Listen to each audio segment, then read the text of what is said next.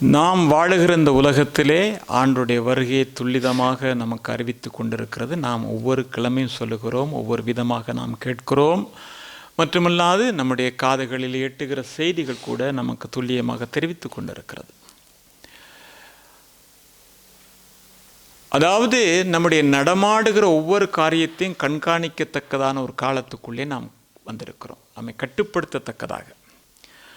சைனாவிலே இதை எப்பொழுதோ ஆரம்பித்தார்கள் இல்லையா? ஒருத்தரை வச்சு எங்கெல்லாம் போகிறாருன்னு கணக்கெடுக்க. ஆனால் அண்மை நாட்களில் நீங்கள் பிபிசி செய்தியில் கேட்டிருப்பீங்க அப்படின்னு சொன்னால், ஐரோப்பாவும் கூட என்ன செய்கிறது என்று சொன்னால் இதற்கு ஒப்புதல் வழங்க இருக்கிறது. காரணம் என்னவென்று சொன்னால், இந்த நாட்களிலே பரவி வருகிற தீவிரவாதங்கள், கொலைகள், இப்படி பல காரியங்கள் எல்லாம் நடக்கிறது. இவைகளை அடையாளப்படுத்தி கொள்கிறதுக்கு ஏதுவாக இது மிகவும் வசதியாக இருக்கும் என்று அவர்கள் விசுவாசிக்கிறார்கள். அதே வேளையில் என்னென்னா, இந்த கையில் போடுற இந்த சிப் கூட நம்முடைய நாடுகளில் சுவிஸ்லேயும் கூட அதை அனுமதிக்கிறதுக்காக இப்பொழுது ஆயத்தங்கள் நடந்து கொண்டிருக்கிறது என்று சொல்லி நாங்கள் கேள்விப்பட்டோம். அதற்கான ஒரு வாக்கெடுப்பும் நடக்கிறது என்று சொல்கிறாங்க.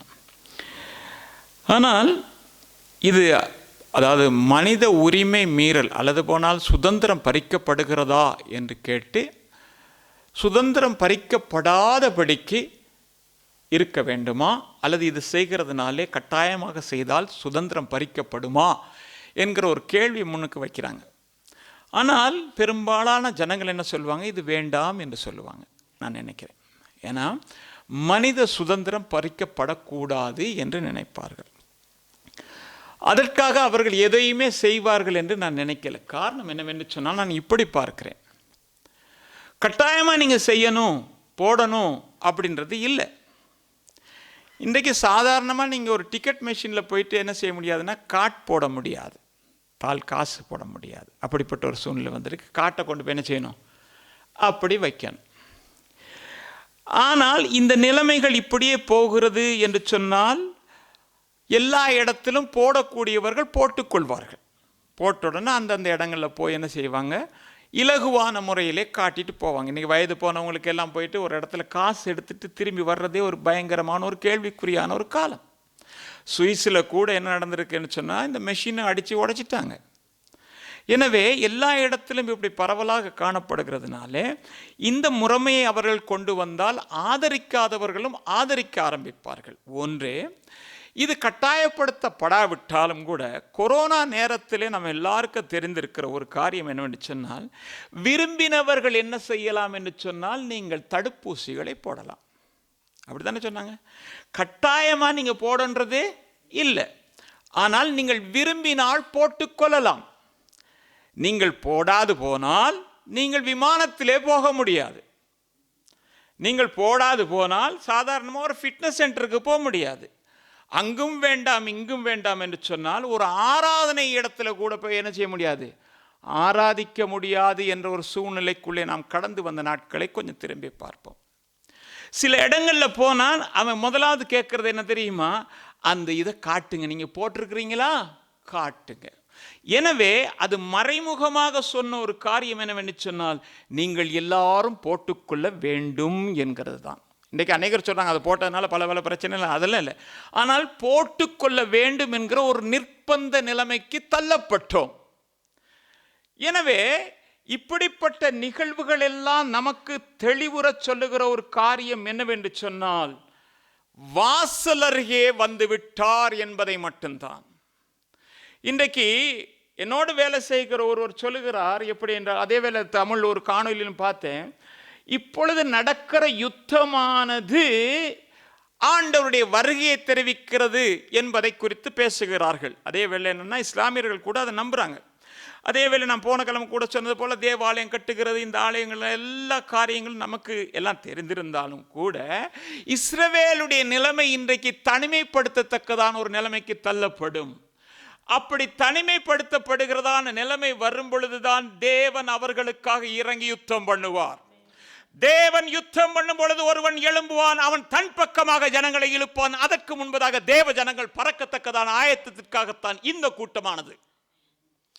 அருமையான கர்த்தருடைய பிள்ளை, அன்பான தேவஜனம், இன்னைக்கு பாருங்க, அந்த நாட்டுக்கு விரோதமாக ரகசியம் என்னது, யாரும் அதுக்கு பிழையா போக மாட்டாங்க. எப்படி தெரியுமா?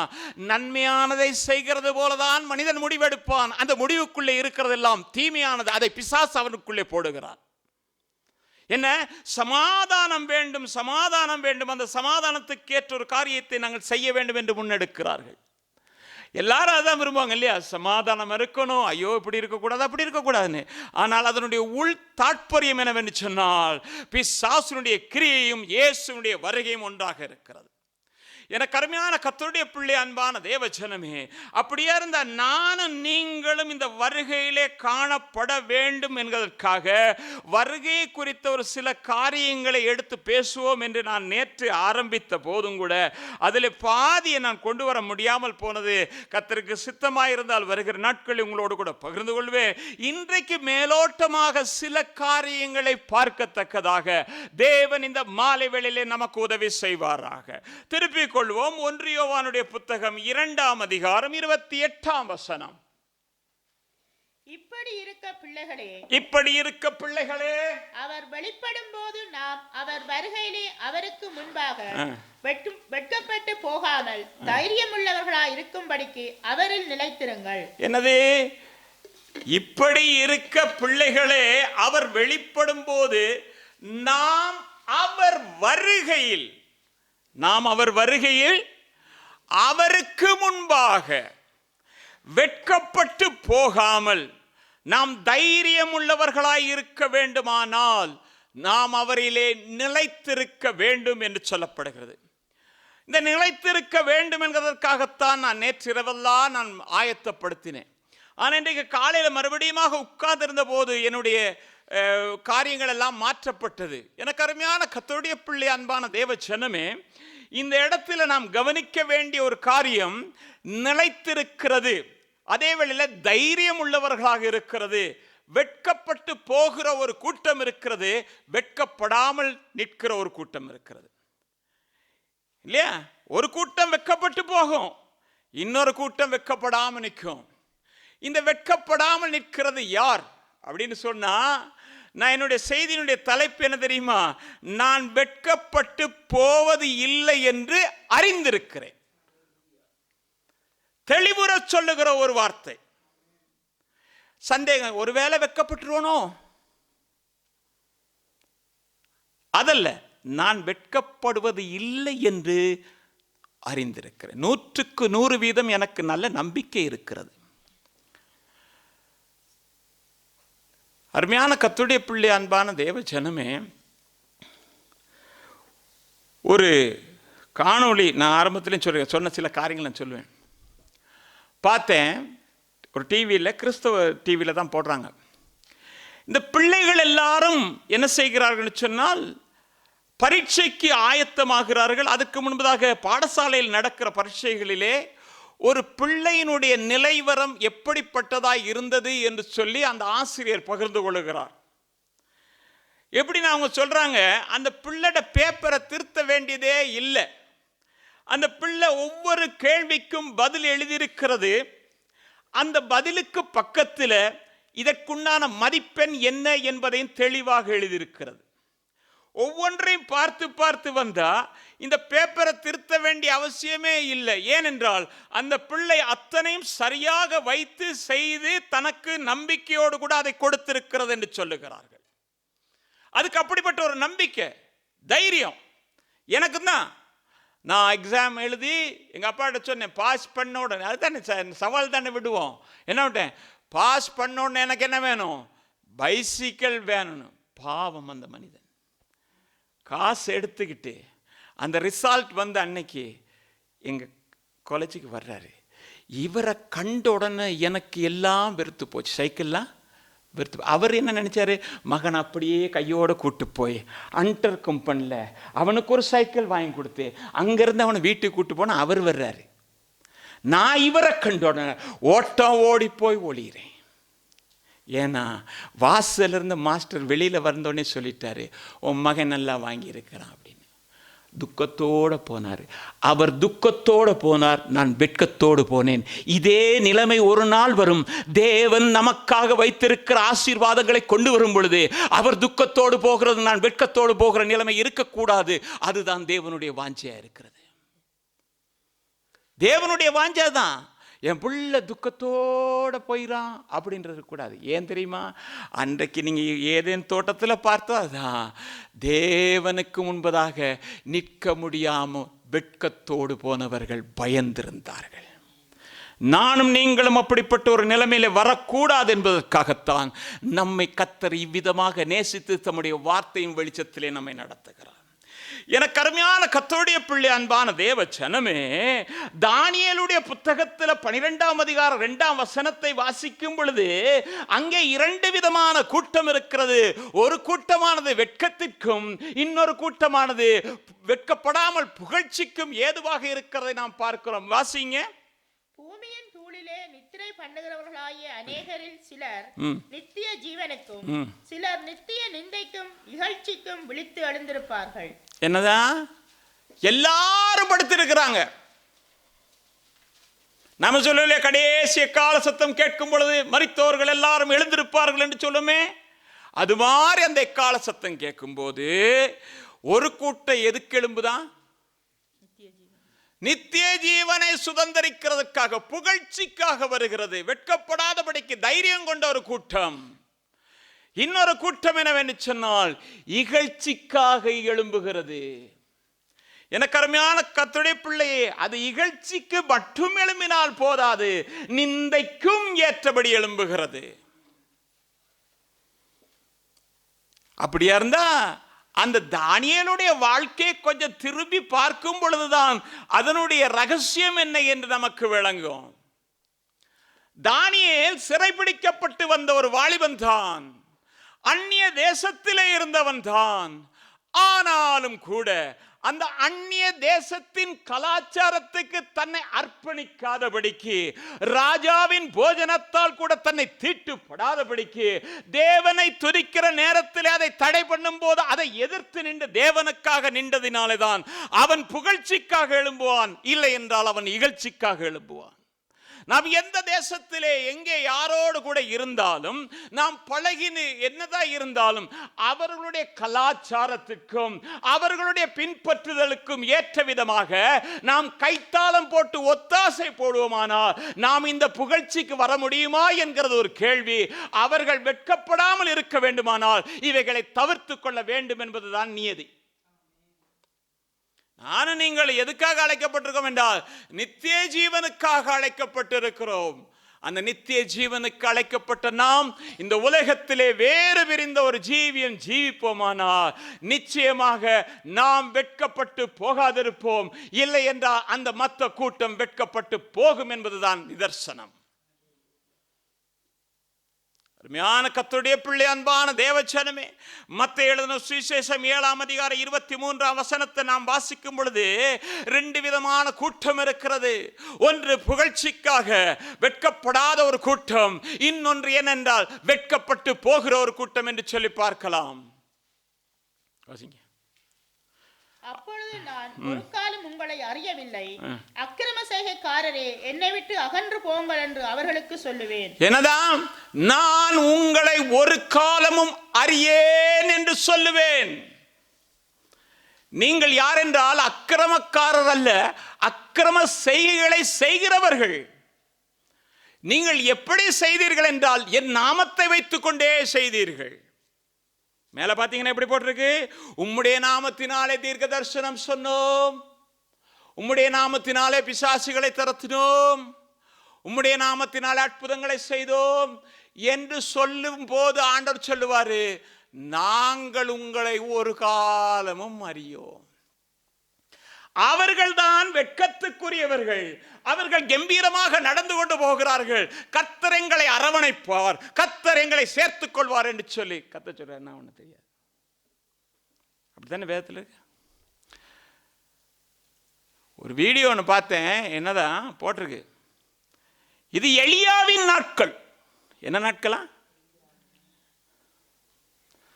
நாங்க மழை வெயில் அடிக்குதா, வெயில் அவர் கேட்குறாரு, என்னதான் வெயில் அடிக்குதா?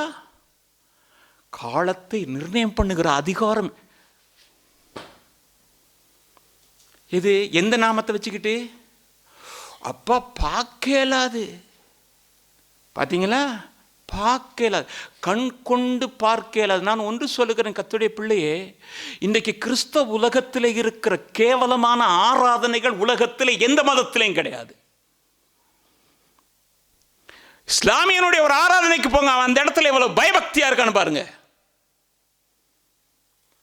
விக்கிர ஆராதனை செய்கிறவன் விக்கிரத்துக்கு முன்பதாக நிற்கும் பொழுது பலிபீடம் எங்கேயோ இருக்கிறது, இங்கே பயந்து நிற்கிறான். அந்த இடத்துல ஒரு அமைதி நிலவுகிறது. என்னது? ஒரே எலியாவின் ஆவி. இந்த கூட்டத்தை சேர்ந்தவங்க ஒரு அல்லேலூயா சொல்லுவோம். யாருமே சேரல எலியாவின் ஆவியில. ஆனா என்னது? உங்களை தெரியாதுன்னு சொல்லுவேன். அருமையான கர்த்தருடைய பிள்ளை, அன்பான தேவ ஜனமே, நீங்க பார்த்தீங்கன்னாக்கும் மத்தேயு எழுதின சுவிசேஷம் 25ஆம் அதிகாரம் 11, 12 வசனங்களை வாசிக்கும் பொழுது அங்க பார்த்தீங்கன்னா தெரியும். பின்பு மற்ற கன்னிகைகளும் வந்து, ஆண்டவரே ஆண்டவரே எங்களுக்கு திறக்க வேண்டும் என்றார்கள். அதற்கு அவர், உங்களை அறியேன் என்று மெய்யாகவே உங்களுக்கு சொல்லுகிறேன். என்னதான்? கதவை திறக்கணும் ஆண்டவரே, எங்களுக்கு கதவை திறக்கணும். 10 பேர் இருக்கிறாங்க, 5 பேர் மணவாளனோடு கூட போகிறார்கள், 5 பேர் வெட்கத்துக்கு நேராக திருப்பப்படுகிறார்கள். பாருங்க, இந்த இடத்துல சரி பாதி, 50க்கு 50. இந்த 50ல எந்த 50லே நான் இருக்க வேண்டும் என்கிறத நிர்ணயிக்க வேண்டிய வேலை என்னுடைய வேலை, உங்க வேலை. மணவாளன் வரும்போது எல்லாரும் எதிர்கொண்டு போக ஆயத்தப்பட்டார்கள். ஆனால் 5 பேர் மணவாளனோடு கூட போனார்கள். மற்ற 5 பேரும் வாஞ்சிக்கிறார்கள், ஆனால் அவர்கள் வெட்கத்துக்குரியவர்களாய் மாறி போனார்கள். என் ஆண்டவராகிய இயேசு கிறிஸ்து வரும் பொழுது நான் வெட்கத்துக்குரியவனாக கைவிடப்பட்டு போவேனே, ஆனால் இந்த வாழ்க்கையில நான் ஆண்டவரை அறிந்ததில் எந்த பிரயோஜனமும் கிடையாது. ஆண்டவரை பின்பற்றினதில் எந்த பிரயோஜனமும் கிடையாது. ஆண்டவருக்காக நான் காரியங்களை செய்ததில் எந்த பிரயோஜனமும் கிடையாது. எல்லாரும் அந்த இருள் நேரத்தில், உபத்திரவ நேரத்தில், பாடுகள் நேரத்தில், பிரச்சனைகள் நேரத்தில் எப்படி இருந்தாலும் சரி, ஆண்டவர் வரும்போது தன்னை தகுதிப்படுத்தி கொண்டு அவரோடு கூட போக ஆயத்தம் உள்ளவனாய் எவன் ஒருவன் இருக்கிறானோ அவனே வெட்கத்துக்கு தப்பினவனாய் இருப்பான். அவன் வெட்கப்பட்டு போக மாட்டான். உலகம் நம்ம எப்படியெல்லாம் நடத்த முடியுமோ, வஞ்சிக்க முடியுமோ, அப்படியெல்லாம் வஞ்சிக்கும். ஆனாலும் கூட என் அபிஷேகத்தை பாதுகாத்து கொண்டு என் ஆண்டவர் வர வரைக்கும், ஆண்டவரே உமக்காக நான் காத்திருக்கிறேன், நான் தைரியத்தோடு இருக்கிறேன் என்று சொல்லத்தக்கவராய் நான் மாறுவோமே. ஆனால் நம்மை ஆண்டவர் அது சீக்கிரத்திலே கூட்டிக் கொண்டு போவார்.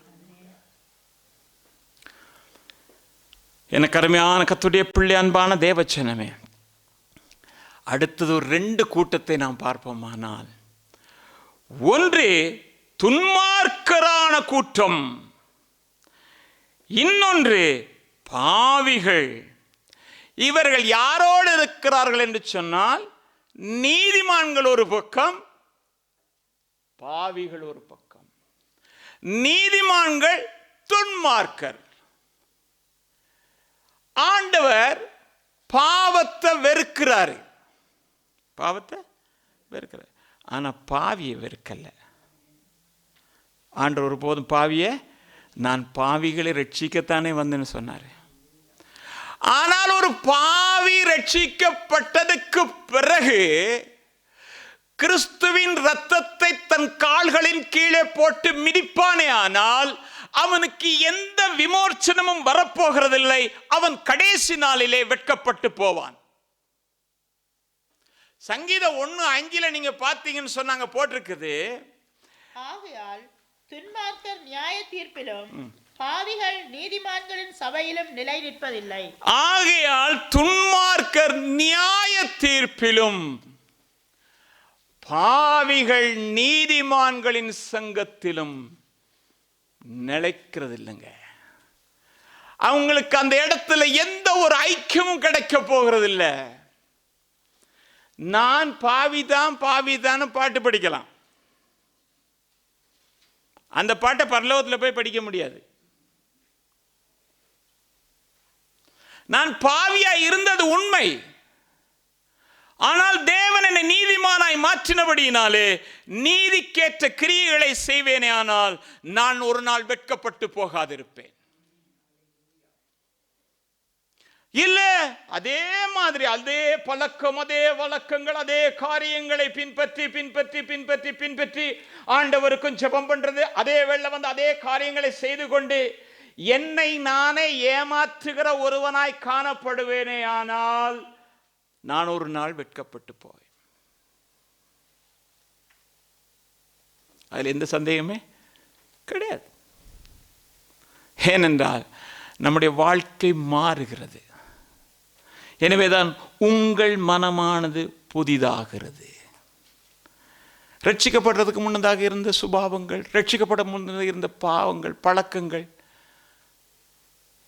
சில காரியங்கள் அப்பப்போ என்ன செய்யும், வரும். ஆனாலும் தேவ ஆவியானவர் உணர்த்துவார்.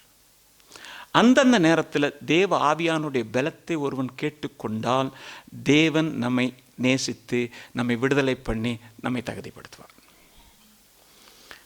பாவத்தில் நிலைத்து நிலை கொண்டு இருக்கக்கூடாது. நமக்கு தெரியுது அது பாவம், அது தேவனுடைய பிரமாணத்துக்கு பிழை, தேவனுடைய வார்த்தைக்கு பிழை. அது நாம இல்லை, கர்த்தருடைய ஆவியானவர் நமக்கு உணர்த்துறார். கர்த்தருடைய ஆவியானவர் உணர்த்தும் போது உணர்வடைந்து அதை விட்டுவிட்டால் நாம் ஒருபோதும் வெட்கப்பட்டு போவதில்லை. நமக்கு ஒரு நிச்சயம் இருக்குது. எப்படி தெரியுமா? நான் வெட்கப்பட்டு போவதில்லை என்று அறிந்திருக்கிறேன். இப்போ மரித்தாலும் கர்த்தருடைய ராஜ்யத்தில் இருப்பேன். ஹல்லேலூயா.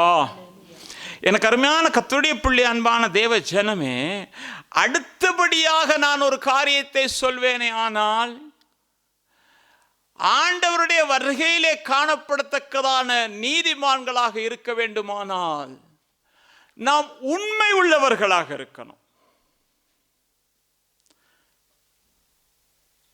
நாம் பிரயோஜனமற்றவர்கள் என்ற ஒரு நிலைமைக்குள்ளே ஆகாதபடிக்கு நாம் உண்மை உள்ளவர்களாக இருக்கணும். வேதத்தில் நீங்க வாசித்து பார்ப்பீங்கன்னு சொன்னா, மத்தேயு எழுதின சுவிசேஷம் 25ஆம் அதிகாரம் 21ஆம் வசனம். அவனுடைய எஜமான் அவனை நோக்கி, நல்லது உத்தமமும் உண்மையுமுள்ள ஊழியக்காரனே, கொஞ்சத்திலே உண்மையா இருந்தாய், அநேகத்தின் மேல் உன்னை அதிகாரியாக வைப்பேன், உன் எஜமானுடைய சந்தோஷத்திற்குள் பிரவேசி என்றான். இங்கே நம்ம அறிந்த தெரிந்த ஒரு பகுதி, எஜமான் அவனவனுக்கு தகுதியை ஏற்றபடி அவனவனுக்கிட்ட தாளந்துகளை கொடுத்துக்கிட்டு போனார். அப்படித்தானே? அவரவருடைய தகுதிக்கு ஏற்றபடி தாளந்துகளை கொடுத்துட்டு போனார். ஒருத்தனுக்கு 5 கொடுத்தார், ஒருத்தனுக்கு 2 கொடுத்தார், இன்னொருத்தனுக்கு 1 கொடுத்தார். ஆனால் எஜமான் எதையுமே பெருசா எதிர்பார்க்கல, எஜமான் எதையுமே சொல்லல. ஆனால் அவர் திரும்பி வந்தார். நம்முடைய ஆண்டவர் இங்கிருந்து போகும்போது நம்மிடத்திலும் சில உண்மையை எதிர்பார்க்கத்தக்கதான காரியத்தை நம்மிடத்திலே ஒப்பு கொடுத்துட்டு போயிருக்கிறார். அது சீக்கிரத்தில் அவர் திரும்பி வரப்போகிறார். வரும்பொழுது நம்மிடத்திலே கேட்பார். கேட்கிற நேரத்தில் என்னுடைய உண்மை எப்படி இருக்கிறது என்று பார்க்கலாம். ஆண்டவர் எனக்கு கொடுத்ததை நான் ஆண்டவருக்கென்று சரியான காரியங்களை சரியான முறையிலே செய்திருப்பேனே, ஆனால் தேவன் என்னை பார்த்து சொல்லுவாரு, உண்மை உள்ள ஊழியக்காரனே என்று சொல்லுவார். அப்படிதானே போட்டிருக்கு. 30ஆம் வசனம் பார்த்தீங்கன்னா, அவன் எந்த ஊழியக்காரனா? பிரயோஜனமற்ற ஊழியக்காரன். அவன் ஊழியக்காரன் தான். அவன் யாரு? பிரயோஜனமற்றவன். நான் உன்னை ரட்சித்தேன், பாவத்திலிருந்து உன்னை மீட்டுக் கொண்டேன், உனக்காக என் ஜீவனை கொடுத்தேன், உன்னை நீதிமானாக மாற்றினேன், உன்னிடத்திலே தாளந்துகளை கொடுத்தேன், இப்பொழுது அந்த தாளந்துகளை நீ எங்கே வைத்திருக்கிறாய்? புதைத்து வைத்திருக்கிறேன் ஆண்டவரே. எங்க வைத்திருக்கிறேன்? புதைத்து வைத்திருக்கிறேன். நல்லது, நீதான் உத்தமனும் உண்மையும் உள்ள ஊழியக்காரன், ஏனென்றால் அதை சேதப்படுத்தாதபடி பாதுகாத்து கொண்டாய். அதுக்கு எதுவுமே நடந்துடக்கூடாது. அவர் கொடுத்து அப்படியே பாதுகாக்கணும். ஆண்டவர் கேட்குறாரு, சொல்லுமே, நான் உன்னை நீதிமானாக மாற்றினேன், நீ எத்தனை பேருக்கு அது நீதிமானாக மாறுறதுக்கு? ஆண்டவரே, வெறுங்கைய நான் வரக்கூடாது ஆண்டவரேன்னு பாட்டெல்லாம் இருக்கு இல்லையா, படிக்கிறோம். நாம் எத்தனை பேருக்கு ஆண்டவரை பற்றி சொல்கிறோம்? என்னையும் சேர்த்து உங்களையும் எல்லாரும் சேர்த்து தான் சொல்கிறோம்.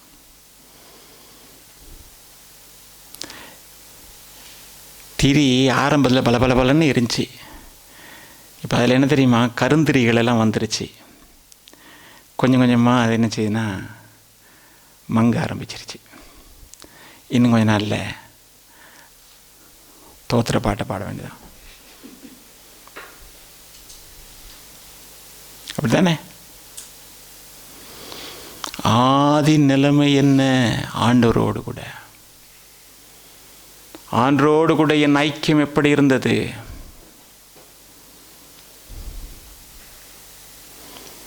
ஆண்டு என்னை நம்பி கொடுத்த பொறுப்பு எப்படி இருக்குது? இன்னைக்கு வீடுகளில் சண்டை,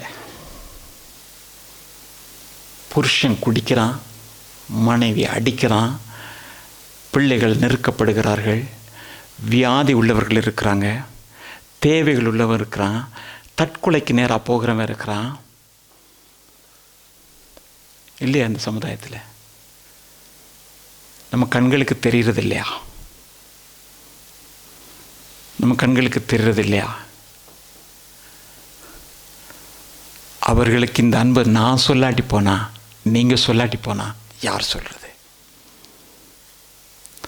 இந்த அன்பை நானும் நீங்களும் சொல்லாட்டி போனா யார் சொல்கிறது?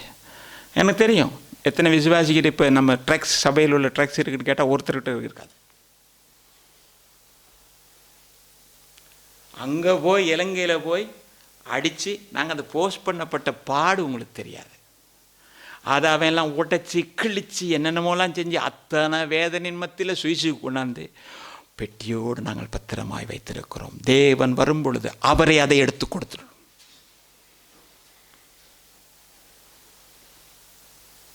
நம்ம எல்லாரையும் பார்த்து உத்தம ஊழியக்காரர் வாங்க அப்படின்னாரு. அவர் வெளிப்படும் பொழுது அவருக்கு முன்பதாக தைரியம் உள்ளவர்களாக இருக்கும்படிக்கு வெட்கப்பட்டு போக மாட்டேன் என்று சொல்லத்தக்கதான ஒரு நிலைமையில இருந்தா, இன்றைக்கு எனக்கு கொடுத்த தாளந்துகளை நான் என்ன செய்திருக்கிறேன்? உங்ககிட்ட கேட்ட ஒவ்வொருத்தருக்கு சாட்சி இருக்கு. பெரிய பெரிய சாட்சியெல்லாம் சொல்லுவீங்க, என்ன ஆண்டவர் அப்படி செஞ்சார் இப்படி செஞ்சாருன்னு சொல்லுவீங்க. ஏன் அதை வெளியில் 4 பேருக்கு சொல்லக்கூடாது? ஏன் ஆண்டவரை பற்றி சொல்லக்கூடாது? சொன்னா கல்யாண வீட்டுக்கு கூப்பிட மாட்டான், சொன்னா பர்த்டே கூப்பிட மாட்டான், சொன்னா வீட்டுக்கு கூப்பிட மாட்டான். இந்த வீட்டுக்கு கூப்பிடாட்டி போ சொல்லி அதை நினைச்சினா உன்னை நித்திய வீடுகளில் ஏற்றுக்கொள்வார் இல்லாமல் போகும் என்று சொல்லுகிறேன். அதான் வேதம் சொல்லுகிறது, அநித்தியமான உலக பொருட்களினாலே உங்களை நண்பர்களை சம்பாதித்துக் கொள்ளுங்கள், ஏனென்றால் நித்திய வீடுகளிலே உங்களை ஏற்றுக்கொள்வார் உண்டாகும்படிக்கு.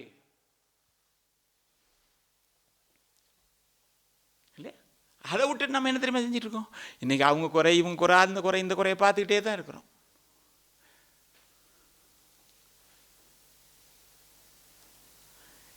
என்னிடத்திலே ஒப்பு கொடுத்த காரியத்தை ஆண்டவர் ஒரு நாள் கேட்கும்போது, அப்போ உண்மை உள்ளவங்களாக இருக்கணும்.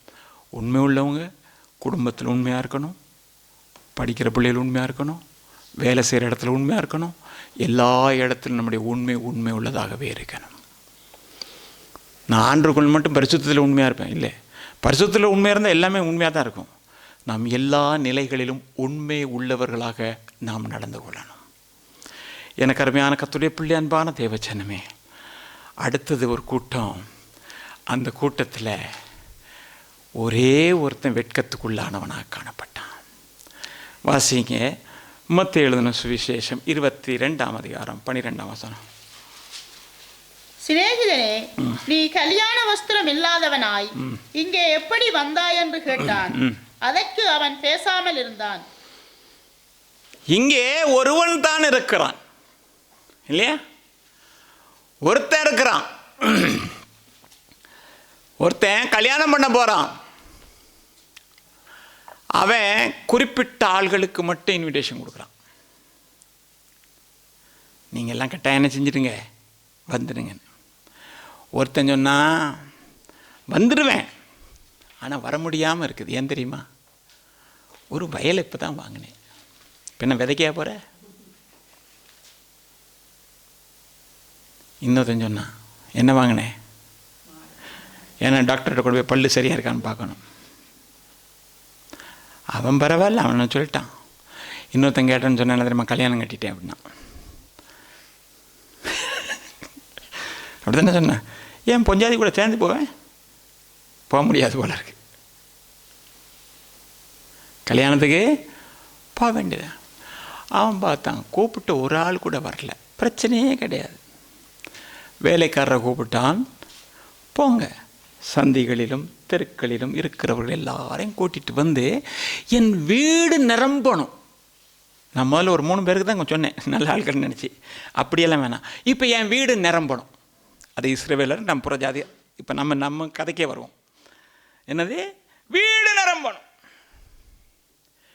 வீடு நிரம்பணும்னு சொன்ன உடனே அவங்களும் போய் பிரயாசப்பட்டு கூட்டிகிட்டு வந்துட்டாங்க. கூட்டிகிட்டு வந்தால் வந்தவங்களுக்கு என்ன செய்யணும்? வாழ்த்து தெரிவிக்கணும். நம்ம கல்யாணத்தில் அது கிடையாது. ஏன்னா காலையிலேருந்து உட்கார வச்சு 12 மணி 1 மணி 2 மணி வரைக்கும் உட்கார வச்சுருவானோ. அதுக்கு பிறகு பொண்ணு உடுத்த போனால் 4 மணி தேவை, அவங்க அம்மா உடுத்திட்டு வர 7 மணி தேவை ஆயிரும். அது வரைக்கும் வந்தச்சுன்னா அங்கே உட்காந்துருக்கும். என்ன கன்றாவியோ தெரியல, யாருக்கு கல்யாணம்னே தெரியாது. அதில் போனால் கூட பெரிய பிரச்சனை தெரியுமா? இப்படி நிற்கும் போது ஒருத்தன் வருவான், அண்ணே அப்படின்வான். அண்ணேன்னு சொல்லி அதுக்குள்ளே சொல்லிடுவான். எவ்வளோ வேதனை தெரியுமா? எவ்வளோ நீங்கள் இப்போ பார்த்துருக்கீங்களா அந்த மாதிரி? அவன் இவன் அடுத்த கல்யாணத்துக்கு போகிறதுக்காக அங்கே நிற்பான். இவன் இடையில வந்து சொல்லுவான், பேசிட்டுனா பிறகு பேச. அவ்வளோ நேரம் உட்காந்துருப்பான், அப்போல்லாம் பேச மாட்டான்.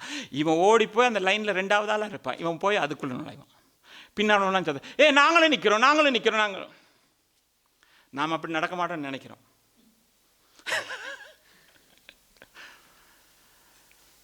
அப்போ நார்மலாக என்ன செய்வாங்க? கல்யாணத்துக்கு வந்தால் போய் வந்த விருந்தினர்களை சந்தித்து என்ன செய்வாங்க?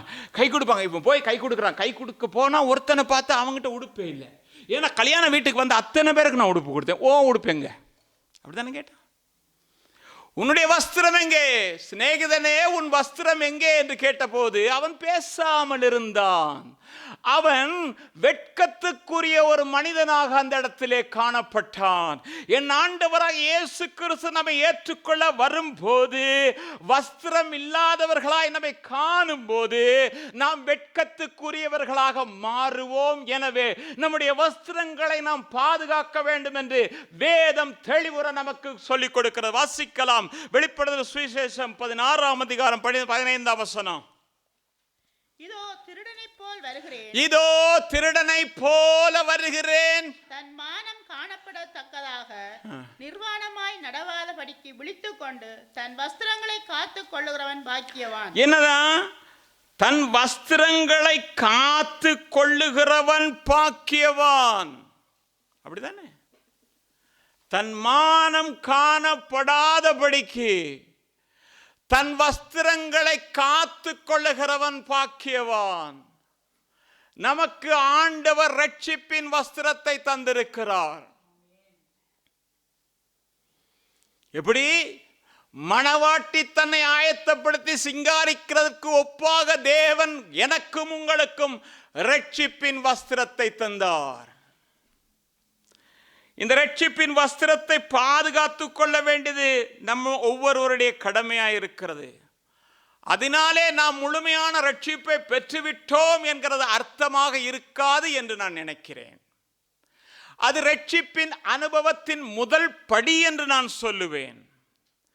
ஏனென்றால் பல படிகள் ஏறி போய்தான் நாம் என்ன செய்ய வேண்டும் என்றால் நமக்குரிய ஸ்தானத்தை பெற முடியும். ரொம்ப பேர் என்னன்னா, நான் ரட்சிக்கப்பட்டுட்டேன்னு சொல்றோம். ஆனால் ரட்சிப்பு என்கிறது ஒரு நடந்து ஏற வேண்டிய ஒரு காரியமாக இருக்கிறது. அது ஒரு நாளிலே முடிந்து போகிற ஒன்று அல்ல என்பதை நாம் நினைவு கொள்ள வேண்டும். எனக்கு அருமையான கர்த்தருடைய பிள்ளை, அன்பான தேவ ஜனமே, நீங்க பார்ப்பீங்கன்னா இயேசு இதை குறித்து சொல்லும்போது சொன்னாரு, மத்தேயு எழுதின சுவிசேஷம் 10ஆம் அதிகாரம் 22ஆம் வசனத்தை வாசிக்கும் பொழுது, என் நாமத்தின் நிமித்தம் நீங்கள் எல்லாராலும் பகைக்கப்படுவீர்கள், முடிவு பரியந்தம் நிலைத்திருப்பவனே ரட்சிக்கப்படுவான். அப்ப வெட்கப்பட்டு போகாமல் இருக்கிறதா இருந்தா நிலைச்சிருக்கணும். எது வரைக்கும் நிலைச்சிருக்கணும்?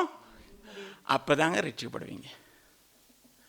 முடிவு பரியந்தமோ நிலைத்திருக்கிறவர்கள் ரட்சிக்கப்படுவார்கள். எனக்கு அருமையான கர்த்தருடைய பிள்ளை, அன்பான தேவ ஜனமே, அப்படியா இருந்தா அந்த முடிவு பரியந்தமும் இருக்கிறவன் சொல்லுகிற ஒரு வார்த்தை தான், நல்ல போராட்டத்தை போராடினேன், ஓட்டத்தை முடித்தேன், எனக்கு தைரியம் இருக்கிறது என்றால் நீதியின் கிரீடம் எனக்கு இருக்கிறது என்று சொன்னார். அப்படித்தானே பவுல் சொன்னார். எல்லாரும் செத்த பிறகு தான் பாஸ்டர் சொல்வார் இவருக்காக நீதியின் கிரீடம். ஆனால் அவர் சொல்கிறாரு, சாகிறதுக்கு முன்பதாக எனக்கு நீதியின் கிரீடம் இருக்கு. அதான் நான் வெட்கப்பட்டு போகாதிருப்பேன் என்று அறிந்திருக்கிறேன். எனக்கு வெட்கம் வராது. ஏன்னா நான் பட வேண்டிய பிரயாசங்கள், நான் காரியங்கள் எல்லாம் பட்டுட்டேன், கர்த்தருக்காக காரியங்களை செய்தேன். அதனால் நான் ஒரு நாள் வெட்கப்பட்டு போக மாட்டேன். அப்போ என்னதான், அந்த ரட்சிப்பின் வஸ்திரத்தை பாதுகாத்து அந்த ரட்சிப்புக்கு நிறைவேற வரைக்கும் நாம் என்ன செய்யணும் சொன்னால், பலவிதமான போராட்டங்கள், பிரச்சனைகள் எல்லாம் வரும். அதில் என்ன செய்யணும், ஜெயம் கொள்ளத்தக்கதாக நாம் போகணும். அதான் பவுல் சொல்லும்போது சொல்கிறாரு, எப்படின்னா அந்த ஓட்டத்தை முடித்தேன் என்றாரு. அந்த ஓட்டத்தை முடிக்கிற நமக்கு ஒரு ஆலோசனை சொல்லுகிறார். 1 கொரிந்தியர் புத்தகத்தில் 9ஆம் அதிகாரம் 24ஆம் வசனம். பந்தயசாலையில் ஓடுகிறவர்கள் எல்லாரும் ஓடுவார்கள், ஆகிலும் ஒருவனே பந்தயத்தை பெறுவான் என்று அறியீர்களா? நீங்கள் பெற்றுக்கொள்ளத்தக்கதாக ஓடுங்கள். என்னது? பந்தயசாலையிலே ஓடுகிற எல்லாரும் ஓடுவார்கள், அப்படிதானே? எல்லாரும் ஓடுவாங்க. எல்லாரும் போனா போல நானும் போனேன், சாமி மலை அப்படின்ட்டு ஓடுவாங்க. ஆனால் அவர் சொல்ற என்ன தெரியுமா, ஆனால் நீங்க என்ன செய்யணும் தெரியுமா, பந்தயத்தை பெறுவேன், பரிசை பெறுவேன் என்று அறிந்து ஓடுங்கள், நீங்கள் பெற்றுக்கொள்ளத்தக்கதாக ஓடுங்கள் என்று சொல்லுகிறார். இங்கதான் பெரிய கேள்வி இருக்கு. என்ன தெரியுமா, ஒரு ஓட்ட போட்டி, மெரத்தன் ஓட்ட போட்டின்னு வச்சுக்கோமே, ஒரு 1000 பேர் சேர்ந்து ஓடுவான். பார்த்துருக்கீங்களா? சம்மரில் இப்போ தொடங்குவான், தொடங்கி ஓடுவான். எங்கே? வெல்வியில் 1000 பேர் தொடங்குவான் ஓடுறதுக்கு. ஓடி ஓடி ஓடி போனால் முதல்ல கொஞ்சம் தூரத்தில் போனோன்னா 10 பேரை காணும். 10 பேர். அவனும் என்ன செஞ்சான், வந்திருக்கும்போது இந்த அரைவாச்சி ஷோர்ட்ஸ் போட்டு, பெனியன் போட்டு, இங்கே நம்பர் போட்டு, இப்படி உட்காந்து அப்படி உட்காந்து எல்லாம் செஞ்சான். என்ன செஞ்சான்? எல்லாம் செஞ்சு விசில் அடிச்சோன்னு ஓடினா பாருங்க, எல்லாரோட சேர்ந்து ஓடினான். ஓடும்போது அழகாக ஓடினான். கொஞ்சம் தூரத்துக்கு போன பிறகு காணும் அவனை. இன்னும் கொஞ்சம் தூரம் போனோன்னு ஸ்டோக்கஸ் ஸ்டாசி கிட்ட வரும்போது 500 பேரை காணும். எங்க 500? அந்த நேரத்தில் எழுந்திருப்பான், பின்னுக்கு பார்த்து ஓடுவான். பின்னுக்கு பார்த்தா முன்னுக்கு மற்றவெல்லாம் ஓடணுன்னா 750 அல்ல, அவனும் ஒருத்தனா பின்னுக்கு நிற்பான்.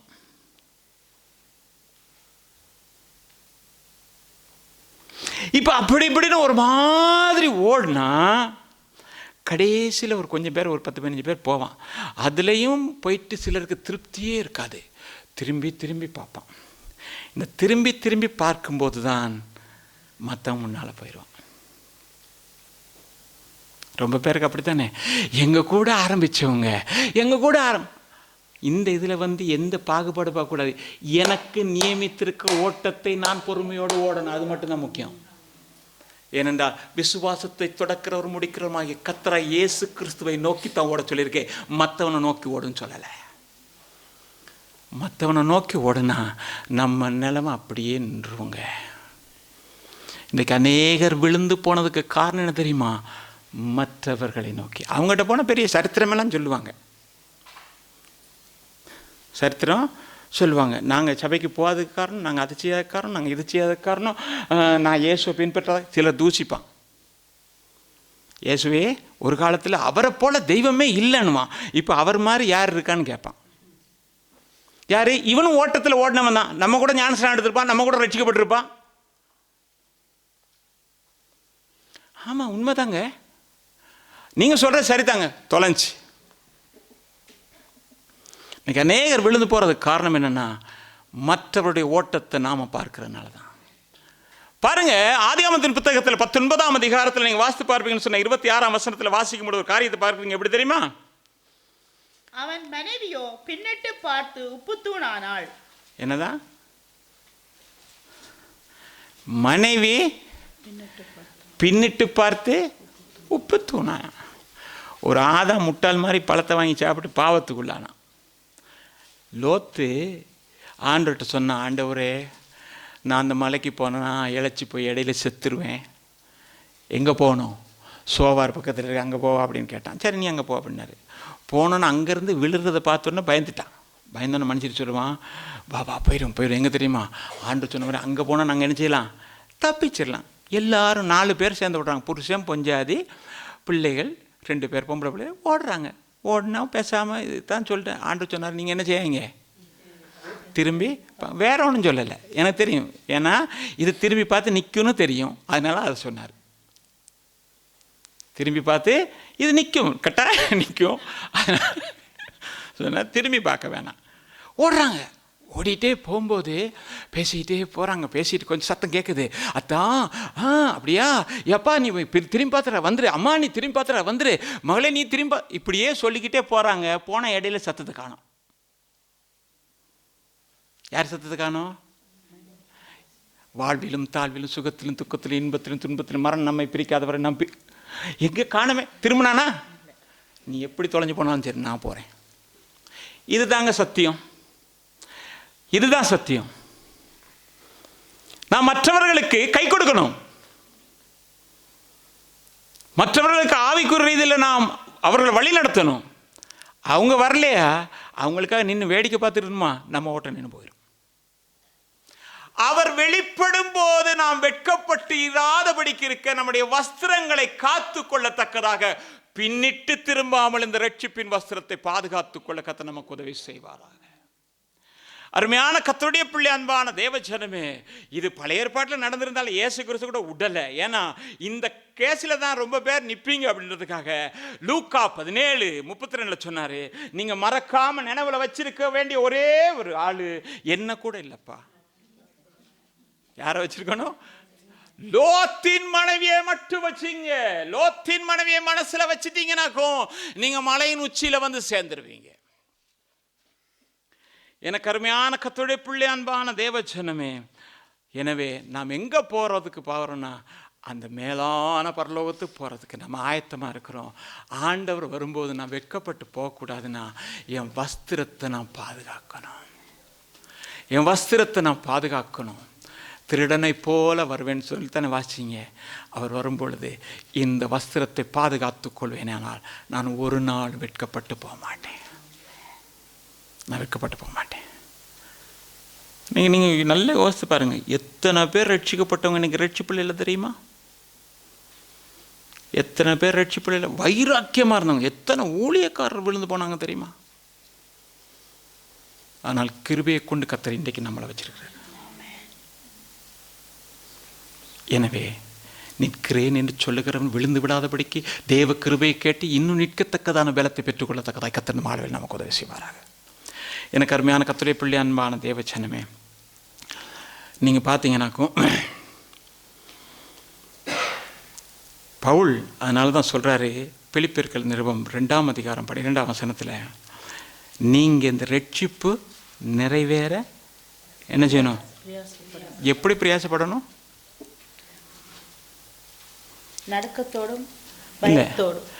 எப்படி போட்டிருக்கு? ஆதலால் இல்லை அந்த வசனத்தை வாசிங்க. அதிக பயத்தோடு. என்னதான்? அதிக பயத்தோடு. விசேஷங்க வந்துருந்து நம்ம போக நடுங்கும்ல, அதிக பயத்தோடு. என்னதான் இயேசுவின் நாமம் அப்படி இப்படி எல்லாம் சொன்னாலும் ஒரு என்ன பயந்துரும்ல, அது மாதிரி அதிக பயத்தோடும் அதிக நடுக்கத்தோடும் உங்கள் ரட்சிப்பு நிறைவேற நீங்கள் என்ன செய்யணும்? கவலை இல்லாமல் பிரயாசப்படும். ஒவ்வொரு நாளும் ஒவ்வொரு நிமிஷமும் ஆண்டவரே இந்த ரட்சிப்பு நிறைவேற எனக்கு உதவி செய்யுங்க ஆண்டவரே, என்ன நிறைவு செய்யுங்க ஆண்டவரே. நீங்கள் வரும்போது நான் வெட்கப்பட்டு போகக்கூடாது ஆண்டவரே, நான் தலை குனிந்து நிற்கக்கூடாது ஆண்டவரே, உம்முடைய சமூகத்தை விட்டு ஓடி விடாதபடிக்கு ஆண்டவரே என்னை பலப்படுத்துங்கன்னு கேட்டால் தேவன் நம்மை பலப்படுத்த. எனக்கு அருமையான கர்த்தருடைய பிள்ளை, அன்பான தேவச்சனமே, இன்றைக்கு ஆராதனைகள் என்று சொல்லும் பொழுது அநேக ஆராதனைகள் உலகத்தில் இருக்குது. கிறிஸ்துவ ஆராதனை நிறைய இருக்குது, உங்களுக்கு தெரியும், நிறைய ஆராதனை இருக்குது. என்ன ஆராதனைனா, முதலாவது அன்பின் ஆராதனை இருக்கிறது. என்னது? அன்பின் ஆராதனை. தேவன் அன்பாகவே இருக்கிறார். எப்படி இருக்காரு? தேவன் அன்பாகவே இருக்கிறார். நீங்கள் ஆண்டுகிட்ட சொல்லுங்கள், உங்கள் பிரச்சனையை சொன்னால் போதும். என்ன செய்வார்? உங்கள் பிரச்சனையை சொன்னால் போதும், ஆண்டவர் எல்லாம் தீர்த்துருவார். உங்கள் வியாதியை ஆண்டவர் குணப்படுத்துவார், உங்கள் கண்ணீரை துடைப்பார். அன்பின் உபதேசம் அப்படி இருக்கா இல்லையா? இருக்குதானே? இருக்கு. அன்பின் உபதேசம் தவறுன்னு நான் சொல்லலை. அப்படி சொன்னால் தானே அவனும் ஆண்டரை ஏற்றுக்கொள்ள முடியும். ஆனால் ஒன்று என்ன தெரியுமா, இந்த ஆட்கள் என்ன சொல்லுவாங்க, நான் உங்களுக்காக ஜெபிக்கிறேன், ஆண்டர் விடுதலை தருவார். ஆனால் வேதம் அழகாக ஒரு காரியத்தை எடுத்து காட்டுகிறது. எப்படின்னா, இயேசு கிறிஸ்துன்ற 2 குருடன் வந்தான், உன்னை சுகமாக்குறேன் சொன்னாரா? என்ன சொன்னார் தெரியுமா? வாசித்து பாருங்க, மத்தேயு எழுதின சுவிசேஷம் 9ஆம் அதிகாரம் 28ஆம் வசனம். அவர் வீட்டிற்கு வந்த பின்பு அந்த குருடன் அவரிடத்தில் வந்தார்கள். இயேசு அவர்களை நோக்கி, இதை செய்ய எனக்கு வல்லமை உண்டென்று விசுவாசிக்கிறீர்களா என்று கேட்டார். எனது இதை செய்கிறதற்கு என்னிடத்திலே வல்லமை இருக்கிறது என்று நீ முதலாவது விசுவாசிக்கிறியா?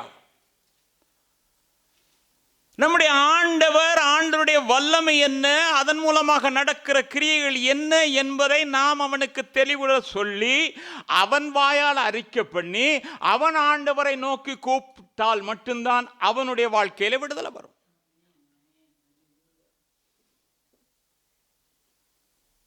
அப்படிதானே? இல்லைன்னா அவன் விடுதலை பெற முடியாது. அவன் வயிற்று வலிக்கு வந்திருப்பான், சுகமானன்னு வேற எங்கேயாவது போயிருப்பான். நான் ஏற்கனவே இப்போ பொருத்தனை பண்ண மாதிரி தாயத்தை கட்டிட்டு வர்றேன்னு போயிடுவான். நீ இருந்து அதுக்கப்புறம் அவனை சபிச்சு என்னது, அவனை பற்றி பேசி என்னதை? ஏன்னா நீ உன்னுடைய ஆண்டவரை சொல்ல வேண்டிய பிரகாரம் நீ சொல்லலை. நம்ம ஆண்டவர் ஒன்றும் லைஃப் பாய் சோப் கிடையாது, விற்க முடியாது என்பதற்காக விளம்பரப்படுத்தி கொண்டிருக்கிறார்கள். தேவனுடைய வல்லமை என்பதை மட்டும்தான் நாம் சொல்லணும். அவன் கேட்டா பரலோகத்துக்கு கூட்டு போற வழியை காட்டணும். நீ இவைகளை தேடும் போது பின்னால் அவைகள் எல்லாம் வரும் என்றுதான் வேதம் சொல்லி இருக்குது. தேவனுடைய ராஜ்யத்தை தேடு, அதுக்கு பிறகு எல்லாம் வரும். தேவனுடைய ராஜ்யத்தை தேடான், பின்னால் உள்ளதை காட்டுறது. அப்படியே அவன் பின்னால் உள்ளதை தான் எதிர்பார்த்துட்டு இருப்பான். 50 வருஷம் ரட்சிக்கப்பட்டாலும் இயேசு எங்க பிறந்தாருன்னு தெரியாது. ஒரு தம்பிகிட்ட கேட்ட ஒரு நாள், தாவீதை தெரியுமா அப்படின்னு. எங்க மாமா தான் அப்படின்னா. உண்மை உண்மை, அவனுக்கு வேற ஒன்றும் தெரியாது. இப்படி நிறைய பேர் நான் சில நேரம் ஒவ்வொன்று கேட்பேன்.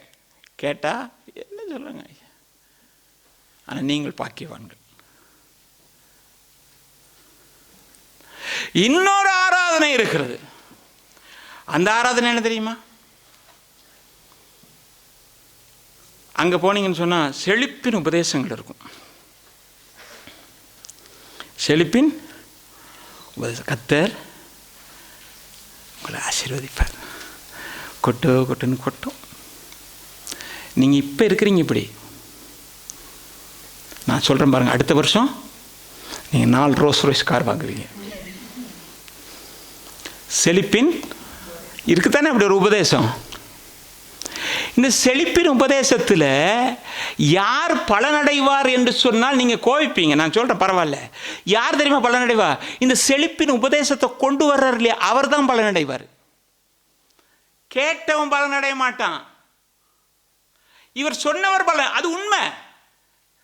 நான் முந்தைய ஒருக்கா சொன்னேன், காலையில் எங்கள் வீட்டிலேருந்து ஒருத்தர் நான் ரயில்வே ஸ்டேஷனில் கொண்டு போய் விடணும். இங்கே இல்லை, ஸ்ரீலங்காவில் ஃபோர்ட்டில் கொண்டு போய் விடணும். அவரை பஸ்ஸில் ஏற்றி, எங்கிட்ட காருக்கெல்லாம் ஒன்றும் கிடையாது, பஸ்ஸில் ஏற்றி கொண்டு போய் அவரை விட்டுட்டு எனக்கு இந்த வேடிக்கைன்னா கொஞ்சம் பார்ப்பேன். அப்படியே கொழும்பில் வேடிக்கைக்கு குறவே இருக்காது.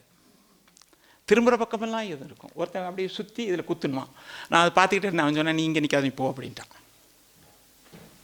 நிற்காத போ அப்படின்ட்டான். சரின்ட்டு அப்படியே வர்றேன். சோனி பில்டிங் கீழே கொஞ்சம் ஜனம் இருக்குது. ஏன்னா அந்த நேரம் தான் 5 மணிக்கு வேலை முடிந்த ஆபரில் இருந்த ஜனங்கள்லாம் பாவம் ராத்திரியெல்லாம் கூலி வேலை செஞ்சுட்டு கஷ்டப்பட்டு சம்பாதிச்சுட்டு வரும். அதை பறிக்கிறதுக்கு கொஞ்சம் பேர் இருப்பான். அப்போ போனோன்னே பார்க்குறேன். பார்த்தா இந்த மர வேர் இருக்கு இல்லையா, மர வேரை அவன் விற்கிறான். எப்படி விற்கிறான்னா, இந்த மர வேறு யாருக்கிட்ட இருக்குதோ அவங்களுக்கு செழிப்பு, அதாவது காசு வரும். காசு வரும்னு அவன் ஒரு 10 பேரை செட் பண்ணியிருக்கான். அப்படித்தானே, 10 பேர் செட் பண்ணால் தானே வேலையை நடக்கிறது. 10 பேரை செட் பண்ணி அவன் 10 பேரும் வந்து வாங்குறான். வாங்கும்போது இவன் எப்படி காட்டுறான்னா, பாருங்க இந்த வேர் என் பர்ஸில் இருக்கிறதுனால தான் இத்தனை பேர் வாங்க. என்னது பர்ஸில் நல்லது, நீங்களும் வாங்க, இன்னும் ஒரு 2 துண்டு தான் இருக்குது, 2 துண்டு தான் 2 துண்டு தான்னு சொல்லிக்கிட்டே விற்கிறான். நானும் யோசித்து பார்த்தேன், பர்ஸ் இருக்கிறதுனால தான். அப்படி டைம் ஆச்சு இருக்கோ அப்படின்னு. இல்லைங்க, அவன் செழிப்புறதுக்கு அவன் கொடுக்குற சத்தியம். இன்றைக்கி நாமளும் இந்த மாதிரி சத்தியத்துக்கு ஏமாந்து போகக்கூடாது. ஏன்னா அவங்க பூமிக்குரிய அவங்க மெகசின் எடுங்க, சாட்சி இருக்கும். நாங்கள் கர்த்தருக்கு செஞ்சோம், இப்படி ஆசீர்வச்சிட்டாரு. ஒரு காலம் வரும் சாவி விற்கிற காலம், ஒரு காலம் வரும் ஆச்சரிப்பு கூடாரம் விற்கிற காலம், ஒரு காலம் வரும் எண்ணெய் விற்கிற காலம், ஒரு காலம் வரும் லேஞ்சு விற்கிற காலம். இதை தட்டி கேட்டால் இவன் கொட்டவன் அப்படின்வாங்க. நான் கேட்டேன், ஏன் இந்த எண்ணெய் விற்கிறீங்க அப்படின்னு. வியாதி வந்தால் சுகமாக்குறதுக்கு வீட்டுக்கு கொண்டு போய் வைங்க. நான் கேட்டேன், வியாதி வந்தால் தலைவலி தானே வரும், வந்தாங்க டேப்லெட் இருக்கே, டஃபல்கான் இருக்கே, இதை கொண்டு போய் வைங்க.